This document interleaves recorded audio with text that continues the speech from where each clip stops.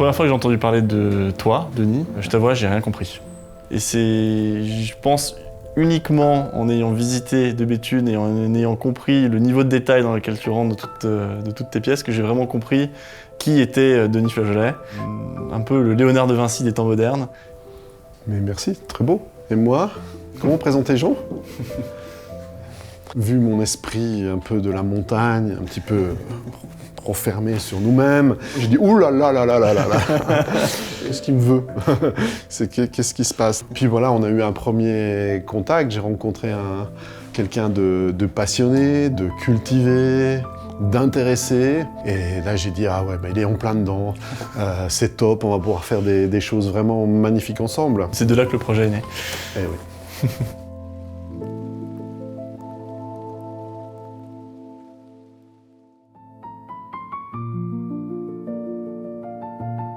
Moi, je suis comme Obélix, hein. Je suis tombé dedans quand j'étais petit. Je suis de 4e génération d'horloger.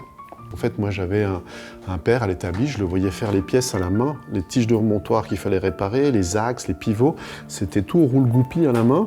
Je me suis rendu compte qu'une matière qui est travaillée à la main, enfin, c'est super important, quoi, pour à la fin avoir un objet qui dégage des vibrations extrêmement positives.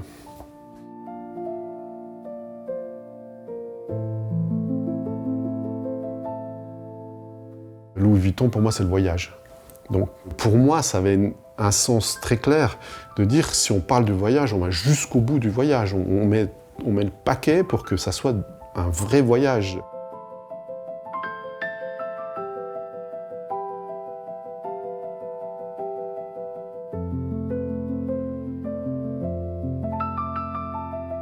On est retrouvé avec un projet exceptionnel que personnellement j'ai jamais vu dans l'horlogerie précédemment, de par la complexité, de par l'unicité des différents composants ensemble et un ajout, j'ai envie de dire un peu la cerise sur le gâteau de métier d'art avec toutes les gravures, le travail exceptionnel de la sphère et de la constellation d'Hercule, quelque chose d'assez dingue. Enfin, moi, si on me laisse carte blanche, ça peut aller très loin. Tu vois.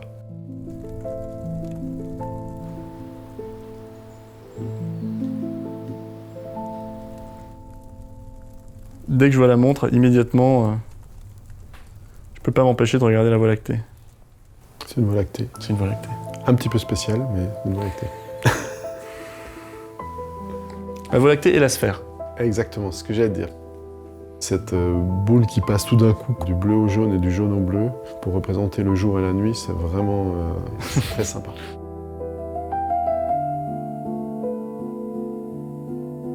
Ce que je trouve très sympa en fait dans cette montre, c'est comment un design central qui est très De Béthune, puisque c'est la GMT De Béthune, s'intègre totalement à l'intérieur d'un boîtier et d'un cadran Louis Vuitton. C'est très surprenant. Il y a eu un doux équilibre des deux ADN entre les deux maisons. Le mouvement et tout l'intérieur de la montre est essentiellement De Béthune, même si les aiguilles sont des aiguilles tambour et j'en suis très fier, mais avec un twist, c'est-à-dire la Voie lactée en impression Louis Vuitton avec le logo Louis Vuitton, c'est quelque chose d'assez impressionnant. Et aussi le fait d'avoir gardé les cornes en platine et donc qui sont elles blanches et pas bleues. C'est vraiment une montée en puissance des équipes de Louis Vuitton et de Béthune qui s'aident à trouver des trucs toujours plus fous.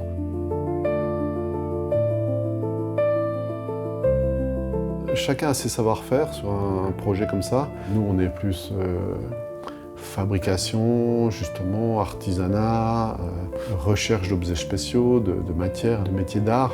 Donc c'était assez logique qu'on prenne cette partie-là.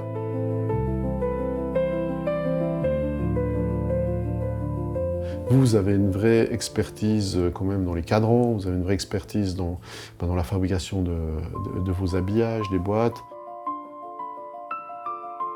Même avec la malle, on a eu un partage de savoir-faire avec le savoir-faire du titane qui vient de chez toi et évidemment le savoir-faire maltier depuis 1854 en utilisant ce matériau assez spécifique qui nous a permis de faire ces superbes écrins. Tout dans cette montre est un lien total entre les deux maisons sans qu'une phagocyte l'autre. Ça, je trouve vraiment intéressant. C'est vrai.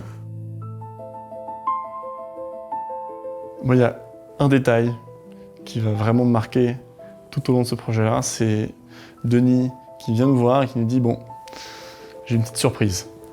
En fait, la montre, ça sera pas qu'un GMT, ce sera pas qu'un GMT avec une date, ce sera un GMT avec une date, avec une horloge sympathique. » Et là, toute l'équipe s'est dit « Oh mon Dieu, mais comment est-ce qu'on va réussir à faire ça? Est-ce qu'on va devoir s'en occuper, etc. » Et Denis qui dit « Non, non, ne vous inquiétez pas, c'est moi qui m'en occupe, on travaille là-dessus. Est-ce que ça vous intéresse ?» Je pense qu'il n'y a pas eu un débat dans la salle ce jour-là de se dire « Bah oui, évidemment, hop, on se lance et c'est parti. » Ça m'a beaucoup marqué, les pièces Renaissance sur lesquelles j'ai beaucoup travaillé et restauré. Il y avait toujours une histoire qui était racontée, quelque chose autour de l'objet. Et donc, qu'est-ce qu'on peut raconter une histoire? Est-ce qu'on peut graver une histoire autour de ça? Si on fait ça, c'est pas sur une montre, c'est trop petit.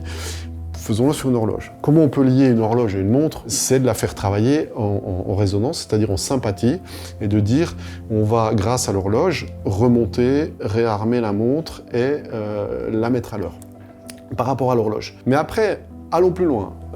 Ok, on a une horloge, mais une horloge c'est statique, et là on parle de voyage. Donc pourquoi pas réutiliser le concept, le principe général du chronomètre de marine. C'est-à-dire quand on transporte un chronomètre de marine, comme le bateau bouge, on met un système de cardan qui fait que ça reste toujours à l'horizontale. Ça fait partie du voyage. Puis j'ai un ami qui m'est cher, qui est François Skuyten. Je lui dis, ça serait quand même bien, j'ai envie de faire graver des choses autour du voyage sur une horloge. Et on avait déjà travaillé avec Michel Rotten, mon ami graveuse, avec lui. On avait déjà sorti une montre, donc il était assez passionné. Mais je lui dis, qu'est-ce qu'on pourrait faire pour que ça soit gravé avec elle et tout. Donc cette passion déjà entre artisans de continuer à travailler ensemble. Et donc est venu ce côté de faire bouger les disques, donc cette gravure en fait reprise sur une idée des horloges anciennes qui étaient statiques, qui racontaient une histoire.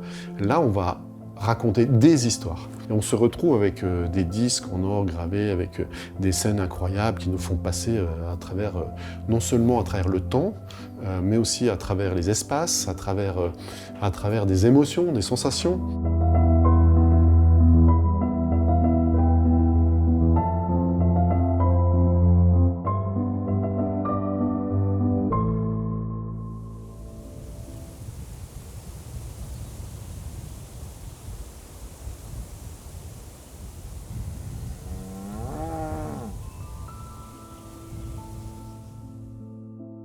Maintenant, combien de pièces qu'on va faire? Il a fallu faire un peu un écho sur l'idée du voyage, l'idée du GMT, et faire 10 pièces, bon, ça correspond au doigt de la main, mais faire 12, ça correspond aux 12 heures du cadran, donc on s'est dit, bon, en faisant 12 montres, on va faire un petit clin d'œil autour de ça.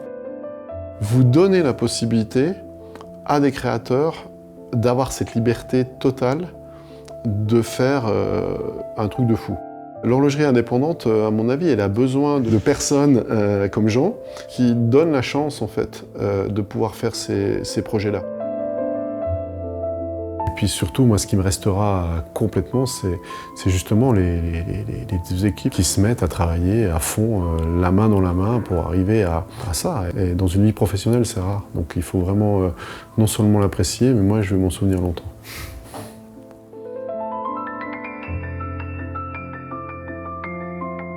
Associer un nom comme Vuitton, qui est pas du tout associé à l'horlogerie indépendante, avec un nom comme De Bethune, qui est intrinsèquement associé à l'horlogerie indépendante, provoque beaucoup d'émotions, toujours. C'est certain que l'on va choquer.